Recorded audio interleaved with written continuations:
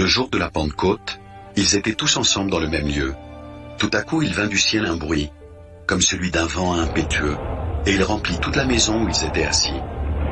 Des langues, semblables à des langues de feu, leur apparurent, séparées les unes des autres, et se posèrent sur chacun d'eux. Et ils furent tous remplis du Saint-Esprit, et se mirent à parler en d'autres langues, selon que l'Esprit leur donnait de s'exprimer. Or il y avait en ces jours à Jérusalem des Juifs, hommes pieux, de toutes les nations qui sont sous le ciel. Au bruit qui eut lieu, la multitude accourut, et elle fut confondue, parce que chacun les entendait parler dans sa propre langue. Ils étaient tous dans l'étonnement et la surprise, et ils se disaient les uns aux autres, « Voici ces gens qui parlent, ne sont-ils pas tous galiléens? Et comment les entendons-nous dans notre propre langue à chacun, dans notre langue maternelle ?» Partès, Médès, Élamites, ceux qui habitent la Mésopotamie, la Judée, la Cappadoce, le Pont, l'Asie, la Phrygie, la Pamphylie, l'Égypte, le territoire de la Libye voisine de Cyrène, et ceux qui sont venus de Rome, juifs et prosélytes, crétois et arabes. Comment les entendons-nous parler dans nos langues des merveilles de Dieu? Ils étaient tous dans l'étonnement, et ne sachant que penser. Ils se disaient les uns aux autres, « Que veut dire ceci ?» Mais d'autres se moquaient et disaient, « Ils sont pleins de vin doux. » Alors Pierre se présentant avec les 11, éleva la voix et leur parla en ces termes. « Hommes juifs, et vous tous qui séjournez à Jérusalem, sachez ceci, et prêtez l'oreille à mes paroles. Ces gens ne sont pas ivres, comme vous le supposez, car c'est la 3e heure du jour. Mais c'est ici ce qui a été dit par le prophète Joël. Dans les derniers jours, dit Dieu, je répandrai de mon esprit sur toute chair. Vos fils et vos filles prophétiseront. Vos jeunes gens auront des visions et vos vieillards auront des songes. Oui, sur mes serviteurs et sur mes servantes, dans ces jours-là, je répandrai de mon esprit et ils prophétiseront. Je ferai paraître des prodiges en haut dans le ciel et des miracles en bas sur la terre. Du sang, du feu et une vapeur de fumée. Le soleil se changera en ténèbres et la lune en sang, avant l'arrivée du jour du Seigneur, de ce jour grand et glorieux. Alors, quiconque invoquera le nom du Seigneur sera sauvé.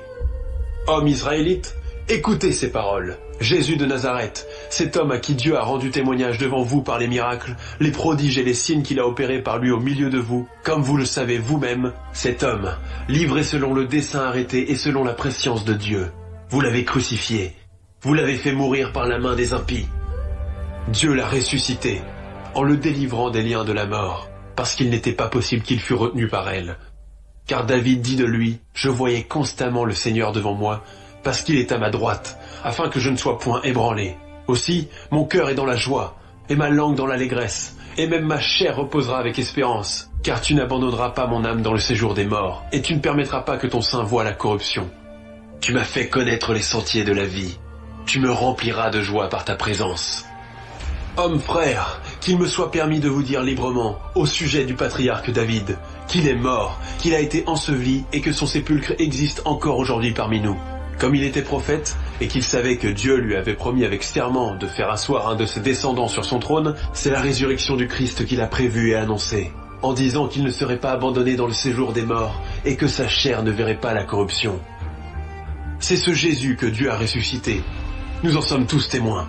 Élevé par la droite de Dieu, il a reçu du Père le Saint-Esprit qui avait été promis, et il l'a répandu, comme vous le voyez et l'entendez.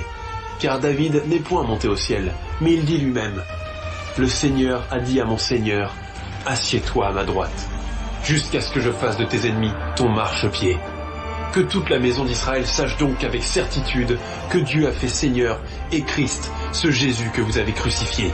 Après avoir entendu ce discours, ils eurent le cœur vivement touché, et ils dirent à Pierre et aux autres apôtres, « Hommes frères, que ferons-nous » Pierre leur dit, « Repentez-vous, et que chacun de vous soit baptisé au nom de Jésus-Christ, pour le pardon de vos péchés, et vous recevrez le don du Saint-Esprit.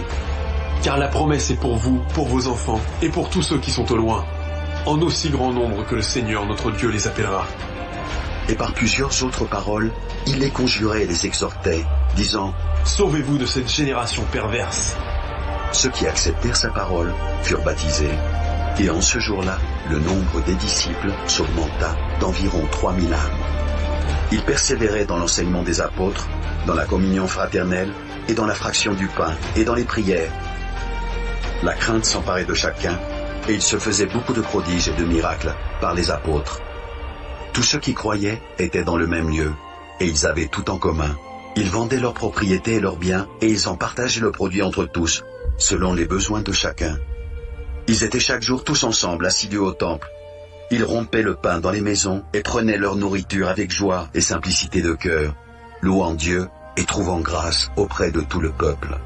Et le Seigneur ajoutait chaque jour à l'Église ceux qui étaient sauvés.